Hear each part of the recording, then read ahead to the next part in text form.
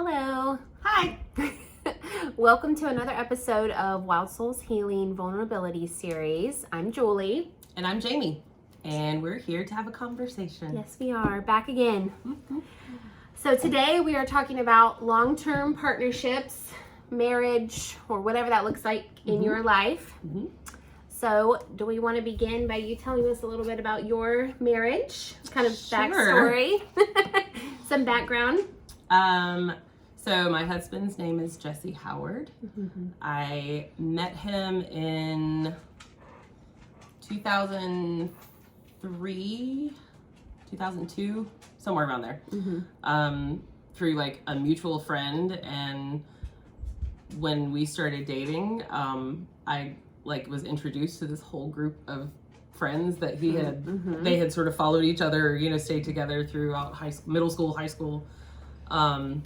And it was an instant connection between he and I, but not in the way that I imagined like a romantic instant connection would be. I was just fascinated by him. Clearly he was fascinated by me. Of course. Right. We dated for about 5 years and got married in 2008, December of 2008. Okay. And I'm doing the math now. Like, how long have y'all been married? I think officially I think this December would be 12 years. Okay. Is that right? Isn't it 14 if you got married in 2008?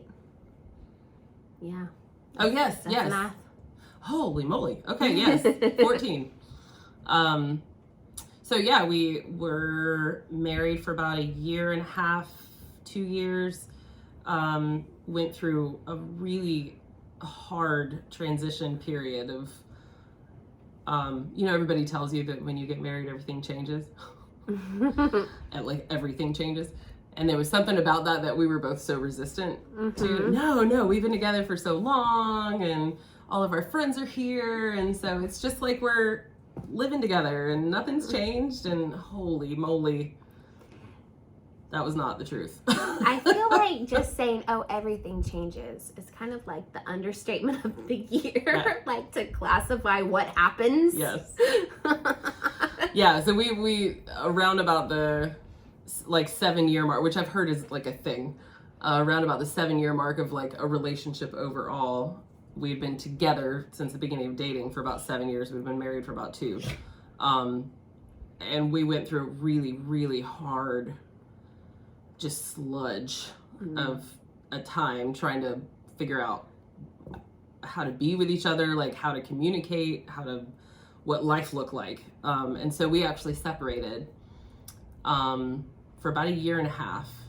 And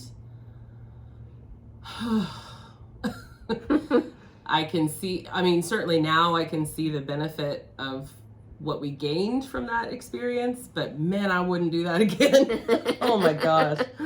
I understand that we made the best decision that we could at the time, and I don't necessarily disagree with that decision, but man, that year and a half was horrific for both of us. It was really hard for all of our like individual reasons and also, as a couple.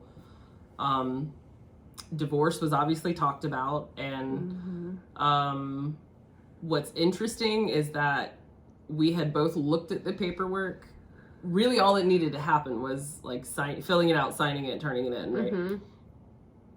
And I was the one who was like, I don't know, I'll think about this tomorrow, or I'll put that off, whatever. And then he had a family member that was very, very close to him. I, of course, loved him as well. He got really sick and passed away. And during that period of time, the whole time that we were separated, we were still talking to each other. We were very friendly with each other. We had a dog that we both obviously wanted to interact with. So shared custody. Right. It wasn't like we parted ways and then, never saw each other during that period of time. We were still very much in each other's lives and leaned on each other in a lot of different ways too for support, because it was such a difficult time for both of us. When his loved one passed away, he got in touch with me as like we could tell that this was coming, and he got in touch with me for support, and it was a terrible, terrible circumstance, but it was beautiful to see not just he and I kind of coming together as a team to get through this really hard thing that was happening. My parents also were a part of that, in Jesse's family and my family coming together in this really beautiful support with each other. And my dad actually officiated, or however you would say that, the funeral. And so being in that moment together and really connecting in that way, just with no other like motive than just supporting each other, we started to talk a little bit more about, okay, then why can't this work? Like, I think maybe this could work. Something's working. Something is working about Right. this. Yeah. So we started having conversations about, of course, we lived in separate places at this time, but we started spending more time together, having like intentional conversations about what it would need to look like if we were going to try this again. And those conversations were, there's never just one thing, right? But those conversations were, I think, probably the most important part of our healing, personally, individually, and also as a partnership.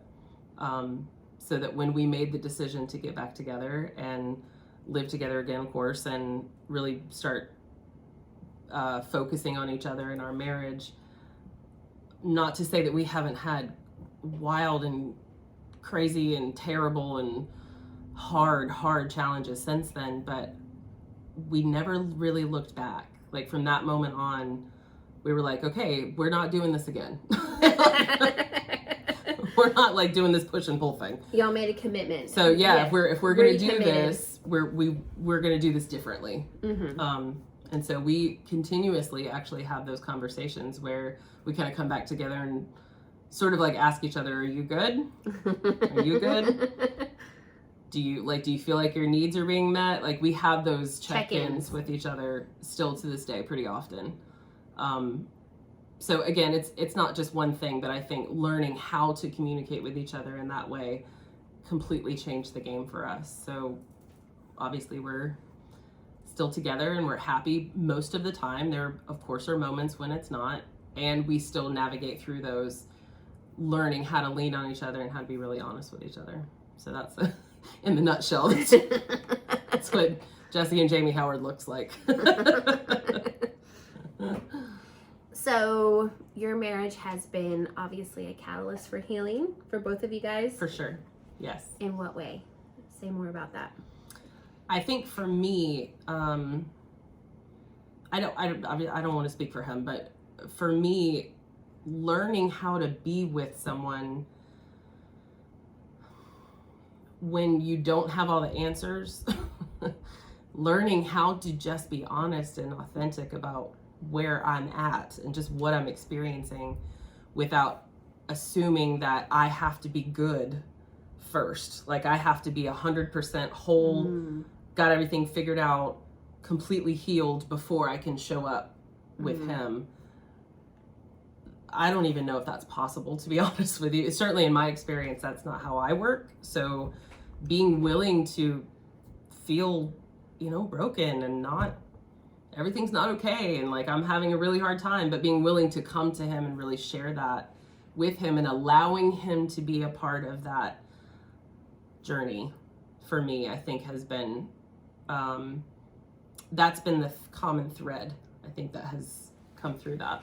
Is he the first person that you showed up with without hiding? Because it sounds like what you just said is like you have felt in your relationships that you couldn't be fully vulnerable. You had a self that you had to present that was acceptable in order to be in the relationship. And then with him, you had to learn how to drop the self and be yourself. Just actually, be actually who you where you're really at. And be honest about that. I would say,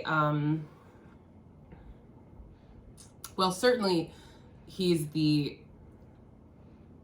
only intimate romantic partner that I've ever had that experience with. at this point in my life, he's not the only person Right. that I have that experience with, but there's a lot of baggage and trauma that is associated with a sexual partner for me, that and probably for him as well, I would imagine, but like that added another layer of fear Yeah. of really being willing to connect vulnerably with somebody. So I think as far as like an intimate partner is concerned, yeah, he's the only one. He's the only one that I've ever had that kind of experience with. Only one you've been naked with physically and Right. naked. Yeah.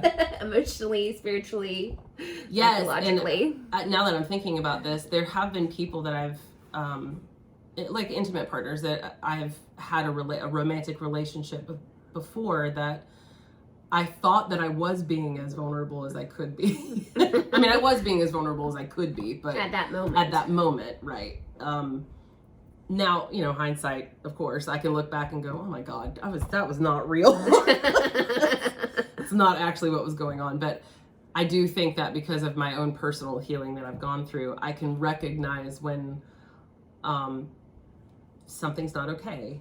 And I can be real about that. Something's not okay. I think the mask, the veneer was so thick and like a hard shell that I thought I was being real. You know what I mean? This is my true self. Right. I thought I was being authentic because I was convinced that this was real. So certainly our experience together has helped me recognize what's going on underneath those layers, where I don't think I was prepared or even knew how to really know myself on that level before. Yeah. What do you think it is about romantic relationships that force people to kind of confront that? That's why they're so painful, I think. I think for me, I don't think I'm all that unusual either. So I would imagine this probably applies to a lot of people, but for me, the act of living with someone, not just sharing your space physically, but like, which you don't have to do this, but I mean, we chose to, melding your finances together, learning how to show up for each other, like, and the sexual aspect of that was just a level of being with someone that I was never faced with before. Obviously, I've never been married before, so I'd never lived with anybody before. So that brought in a lot of other aspects of that just felt like this person is seeing me in all the ways. Nowhere to hide. Nowhere to hide. So a lot of it for me is actually sharing physical space. Sharing space where I want it to look and function a certain way. He wants it to look and function in a vastly different way. And figuring out how to put those in the same space is hard. It is so hard. It's hard, yeah. You know, I'm not married, but I've had a very serious relationship. We live together. We shared finances. We have a kid, you know. And I think that was the part of it that really surprised me about how hard it is because I mean, I was like, I've lived with people, you know, I've had roommates and everything, but sharing a space, trying to meld two completely different lifestyles. And what surprised me was realizing how much the choices that I make about how I live actually make me feel safe and make me feel okay. And when someone comes along and is like, oh, well, we don't need to do this way anymore. And I'm like, no, we do. No, we do. And I didn't even know that we do, but we do. Sure. Yeah. I think there's the misnomer, I guess, or the romanticization of like compromise. Yes. Maybe for some people that's very easy, and you know, because they're because you know you're extra flexible and really laid back about stuff. I don't know. I found for me that was what I thought was kind of a superficial thing. I've learned that it wasn't superficial. Like it had everything to do with my safety. For me, that's what it was poking at. Yeah. So there's a lot of, we joke that because Jesse is generally speaking more laid back than I am, things don't bother him the same way that they might bother me or at all. He's hard to like shake off his center. He's very, very grounded. And so learning how to exist in the same space where like, it's very important to me for things to be a certain way or for stuff to exist in this place or that to look that way or whatever. I had no idea that was as important as it was, like you said. So we sort of joke that like he bends more than I do. I'm sure that that's probably true. I'm sure that it is. But just like trying to put that in the same space and exist in the same space has always been, it's less challenging now, but you're used to it. Yeah. But it certainly was at first. I'm super flexible as long as everything is exactly the way I want it. I understand that. Yeah, for me, my relationship that I'm talking about now definitely poked at a lot of my safety issues. Yeah. Totally, and that was surprising for me. Yeah. I think I will say this about safety. I think that we have an idea that as long as someone's not like physically abusive to you, right, that you're safe.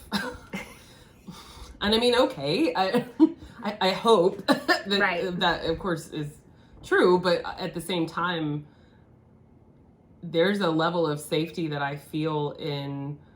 God, if he watches this, he's gonna think I harp on this all the time. There's a level of safety that I feel when I don't see computer guts all over every surface in every room. Like, there's a level of safety that I feel when things are not cluttered in the way that he clutters them. I'm not, like, super organized and uncluttered. I don't want anyone to think that. But because I don't value, for example, I don't value computers the way that he does. Right. I'm like, why is all this useless trash all over the place?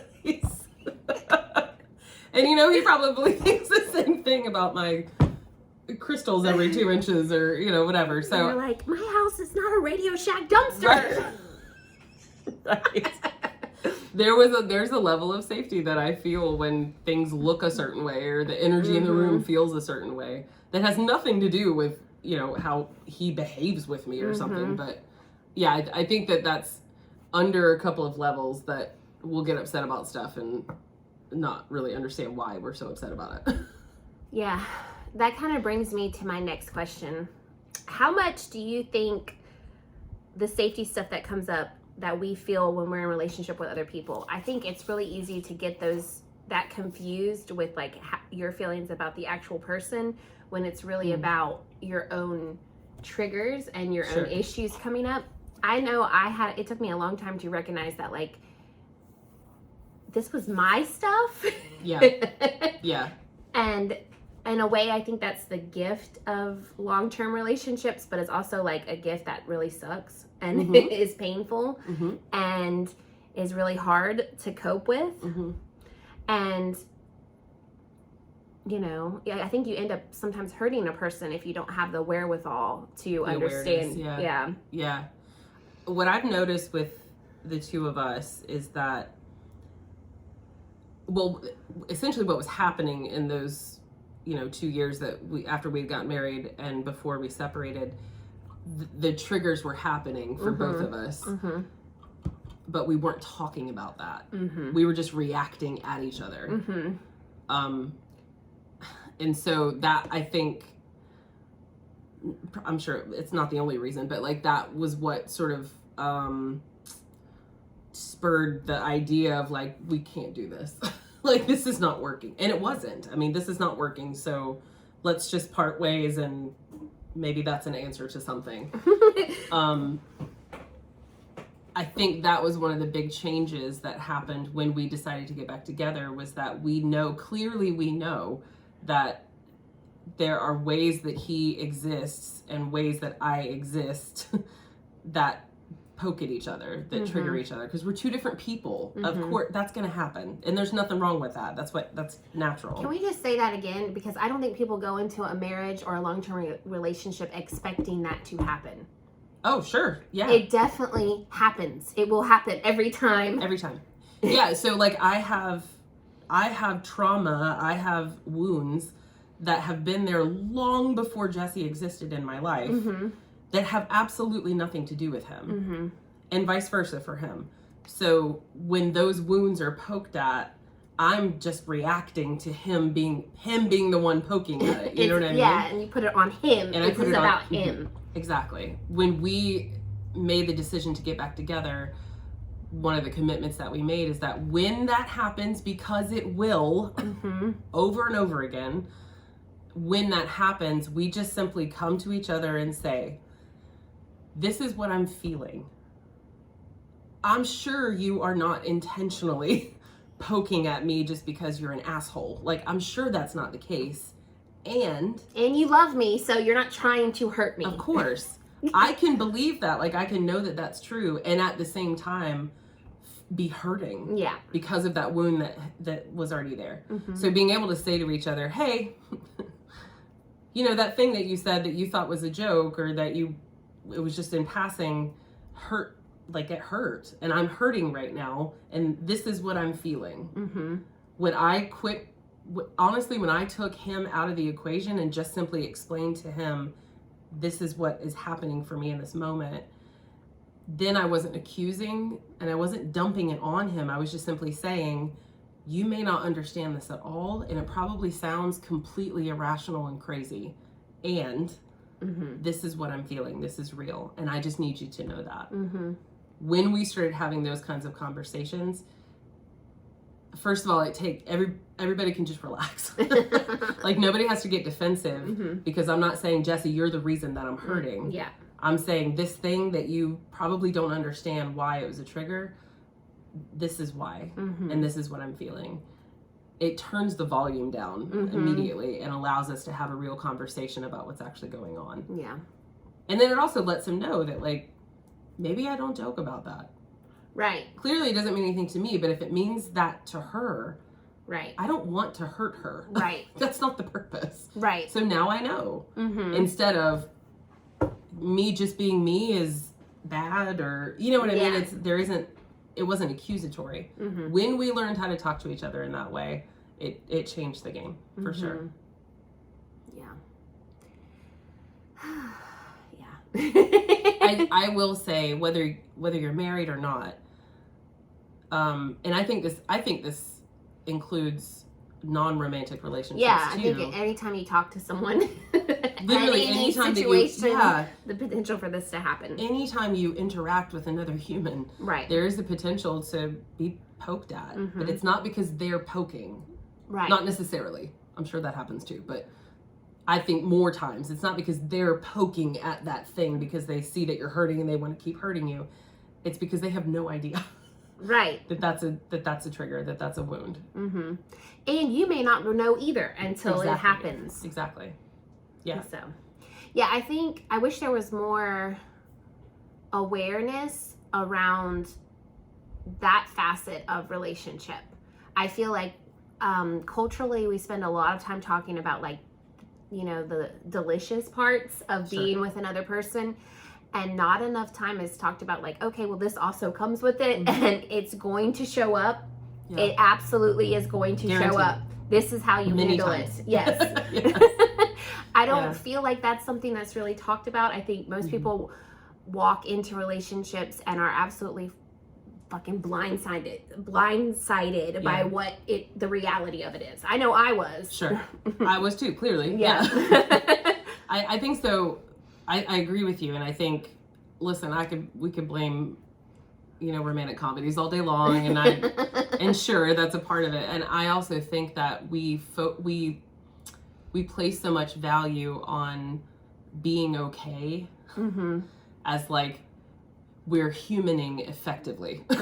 You know what I mean? Like, if I don't have any issues, if we as a partnership don't have any problems, then that means we have figured it out. Yeah. And we have learned how to human right. We get a gold star. We get a gold star, A+. I was invested so much in that idea that I think that's why it was so hard for me to navigate through the idea that that's just not real. Yeah. It's just not real. And also having struggles when you're existing with another person in all of these different ways it's going to be hard. Like it's going to trigger you. It's going to pull up stuff that you may or may not have even known was a thing.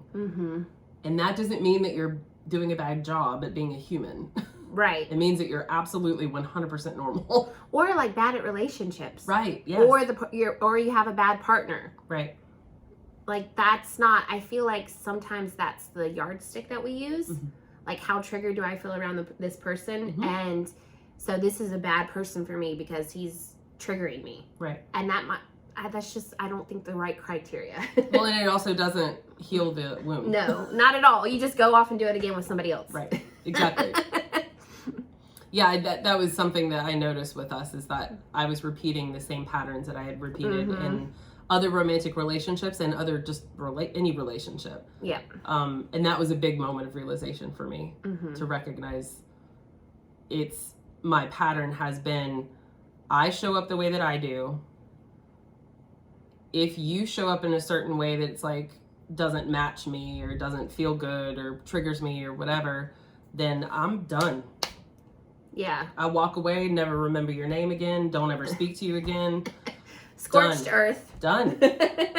And I noticed how easy that was for me to do in the past with relationships, to just be like, you don't exist to me anymore. It does not heal what the original wound is not at all. It doesn't even recognize it. It felt good because then you don't have to look at it. Right. And isn't that better? Yes. Right. I think I want to give him a lot of credit for this, actually, because I don't know what would have happened, but I could see me doing that with him also, but he kept coming back to it saying, look, I think that this can be fixed. Like, I think that we can work through this. I'm not rushing you and not pushing you, but I'm not ready to just completely walk away from this altogether. So I want to be involved in your life as much as you'll allow me to be. And let's at least try to be friendly with each other. And I think because we had Dexter, the dog, I think that helped in that too, because I actually wasn't ready to just walk away from all of it either. I needed a shift. I needed something to change. It's not that you wanted that to be gone, you just wanted it to be different. Right. Yeah. And that's where I say, like, I definitely don't ever want to do that again. But at the time, I understand why that felt like the right decision. Right. Because the only thing I knew how to do was to back up from it and just kind of look at it a little bit more objectively. It was the best decision for where you were at that time, and with the resources that you had. Right. With the skills that you had at Very that little, point in time. yes. Yeah, exactly. Yes. The two skills that I have. You're just making it work the best way you can. Right. Right. And I think that I tell clients this all the time. Like, I want to be in a relationship with someone because I'm choosing to be in a relationship with them. As hard and challenging as that may be at times, I don't want to stay in a relationship with someone because I think that I have to or that I'm supposed to.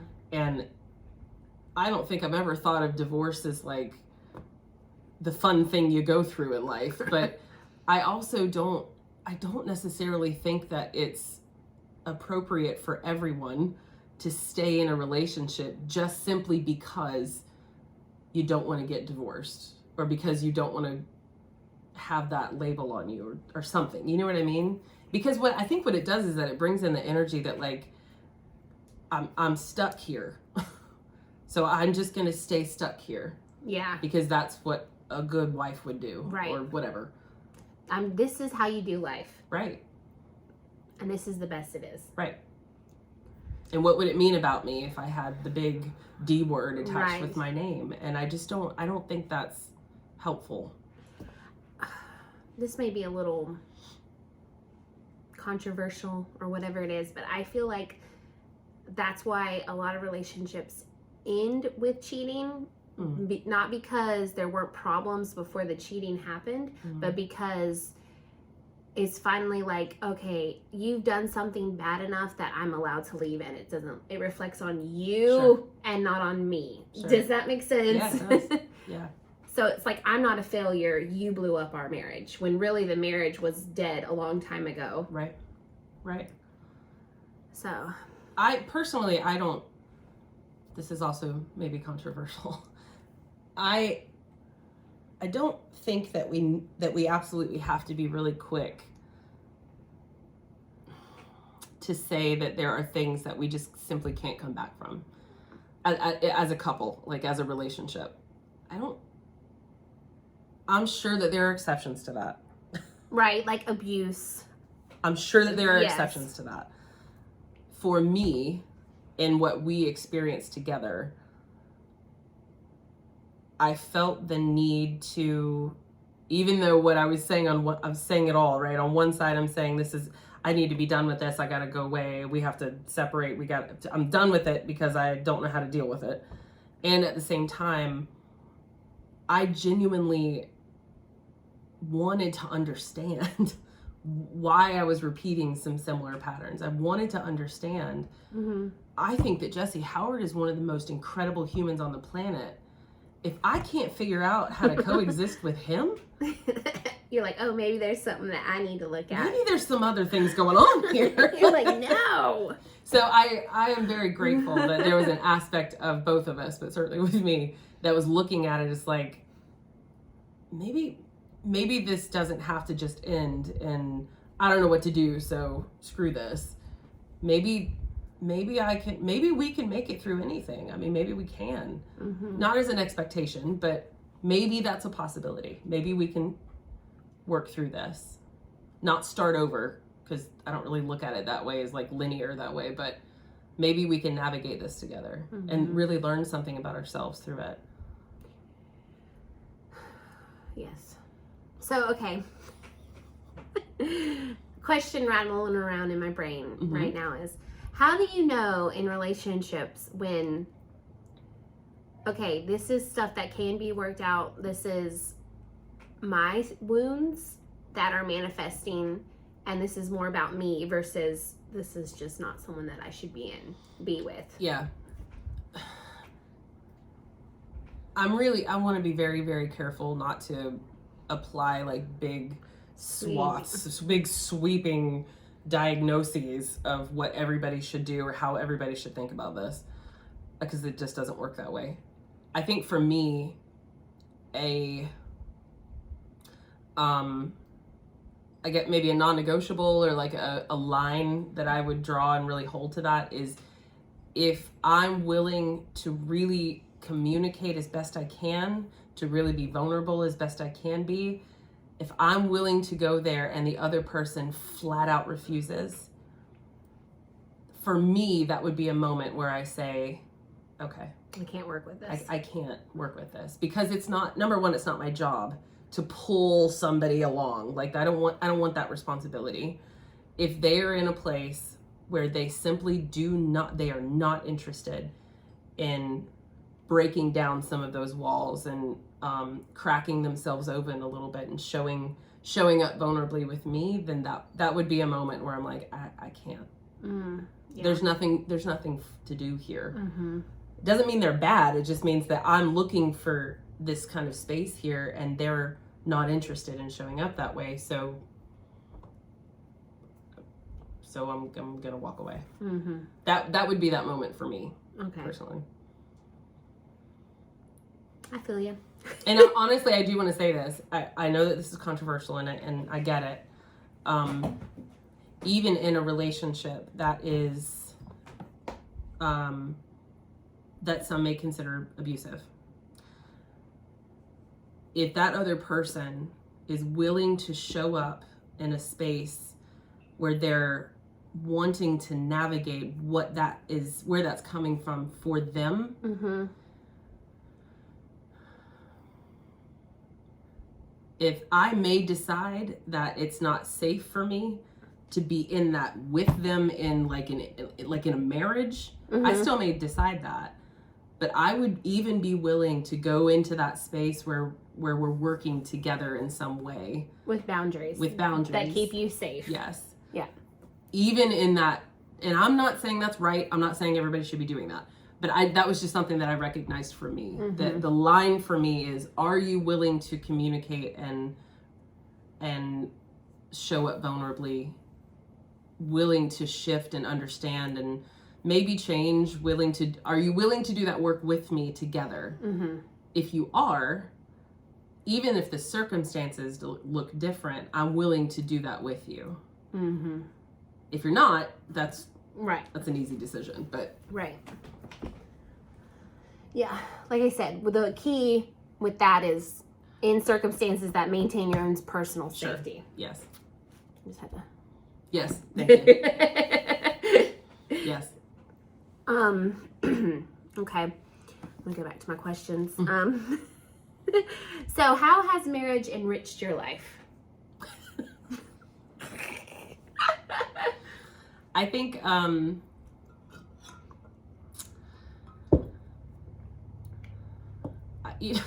this sounds so cheesy.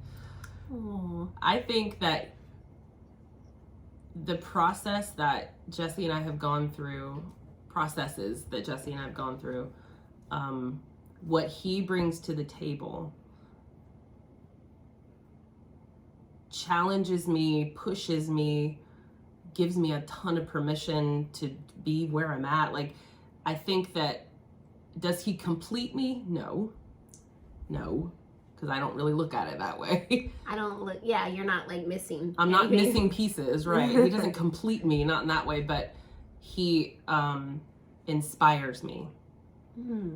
So it's wanting to be a better person. I don't really look at it that way, but I think I look at ways that he reflects pieces of me.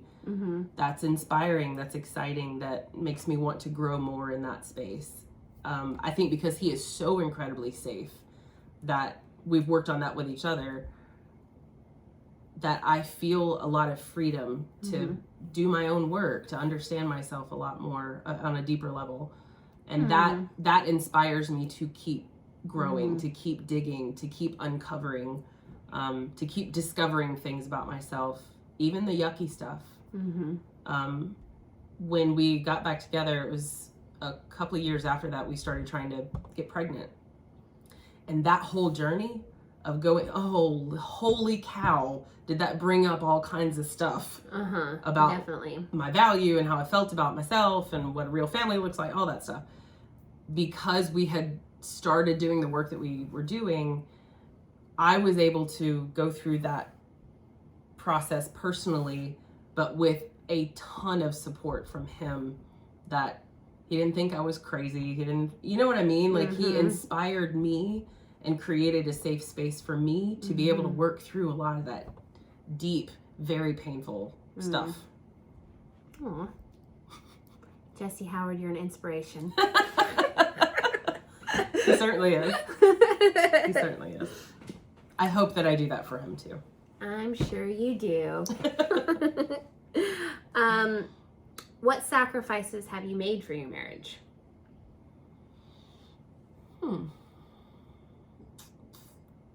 This is a weird question. Because I don't know that I really look at it as sacrifices. Or maybe you're giving up stuff that you didn't really want to begin with.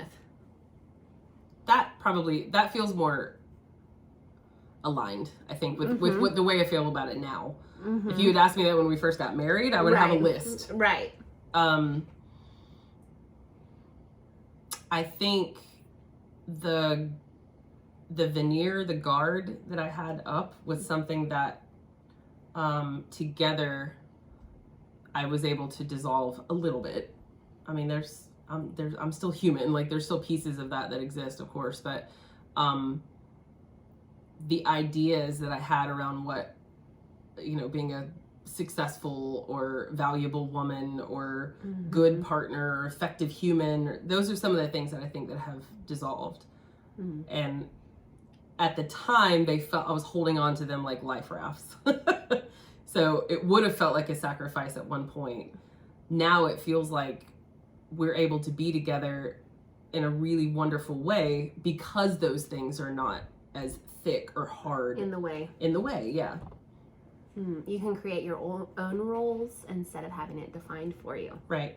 I think whenever when I left the school system, that was another shift in our relationship, because I had been the primary breadwinner up until that moment. I mean, he had worked, obviously, but I was making more money because I had a higher paying job. When that shifted and I was making no money, essentially, I felt another more stuff like bubble up to the surface, and all of the role, like the portrayal of what my role was and what his role was, that got kind of turned up on its head. So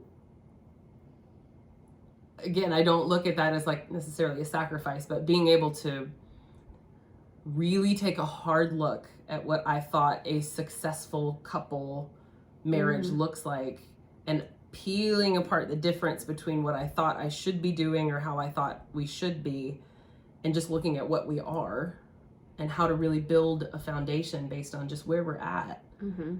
That was a big shift for me, and I think that was something else that sort of dissolved a lot of those beliefs that just they didn't fit anymore. So this kind of goes along with it. What has marriage taught you about yourself?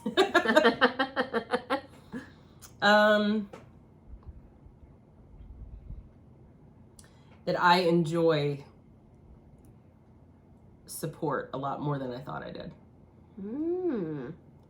I hesitate to say that I need it, because that feels kind of like graspy, and that's not the way that it feels to me, but I enjoy being supported emotionally.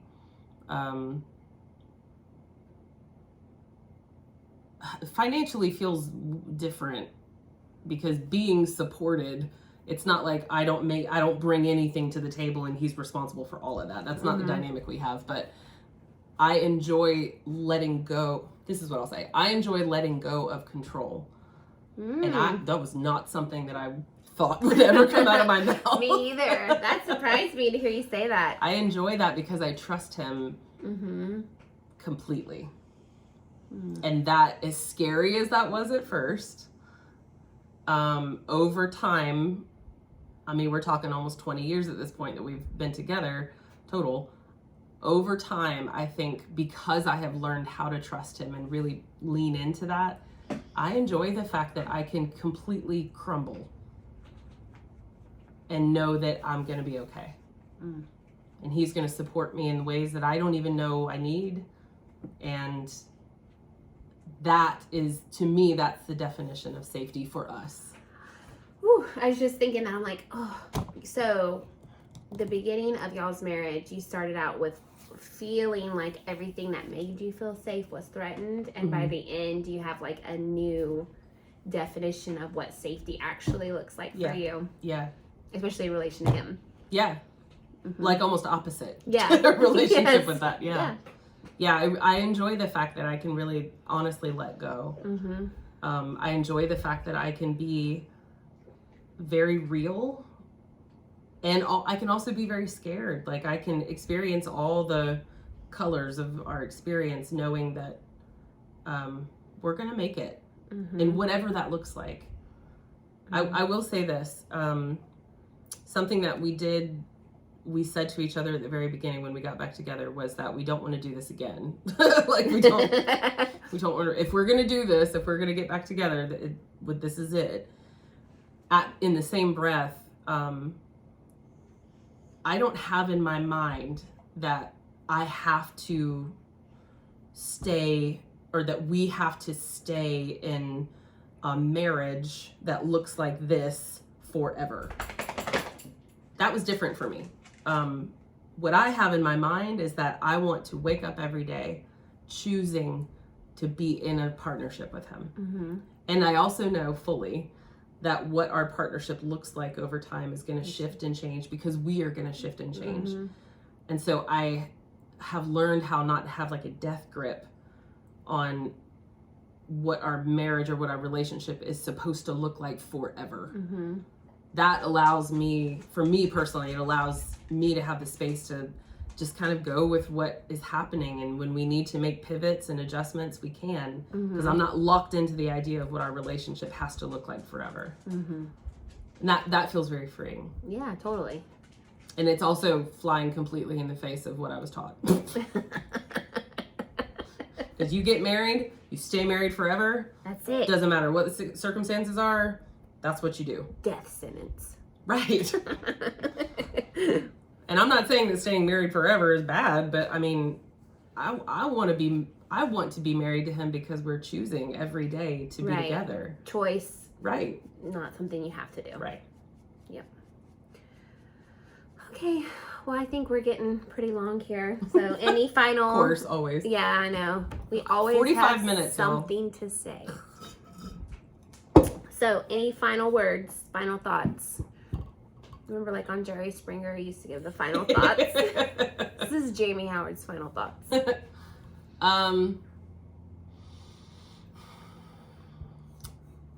What feels good to say right now is that I want to encourage everybody not to be open to the idea that you don't have to fit into the definition of whatever you think exists around a relationship. You're allowed to do whatever you want. You're allowed to feel whatever you want. And when relationships go through challenges that they go through, it doesn't have to mean what we think it means. I really want to encourage everybody to just have an open mind about that. There are people I know some of them, people on the planet that aren't married. They're not interested in getting married. That's not something that they want because they want to live a lifestyle that wouldn't really work that way. I think that is 100% okay. Yeah. There are also other people that have been married their entire relationship and went through the stuff they went through and never separated, never divorced. They stayed the whole time. I think that is 100% okay too. I think if we would just take responsibility for our own stuff, right, and be willing to show up with each other in that space as best we can, it's all okay. Like whatever it looks like, it's all okay. Jesse and I are not perfect. Our relationship is not perfect, and we will keep working at this in whatever way we can, in whatever that looks like. I'm not promising everybody will be married forever and ever and ever. Right. I am committing to that, and I know that he would say the same thing. We are committed to talking to each other, to just meeting each other where we are. Showing up. And whatever that looks like. And that feels good. Yeah. Okay. Thank you guys for showing up with us. And we'll see you next time. Bye. Bye.